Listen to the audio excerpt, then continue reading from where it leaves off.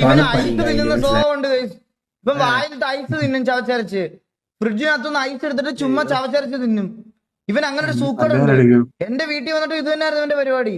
നമ്മള് മറ്റേ ബാറിൽ മറ്റേ ഐസ് ഉണ്ടാക്കുന്ന മെഷീൻ ഉണ്ട്, അതിനകത്ത് ഐസ് വാരി ചുമ്മാ തിന്നോണ്ടിരിക്കും.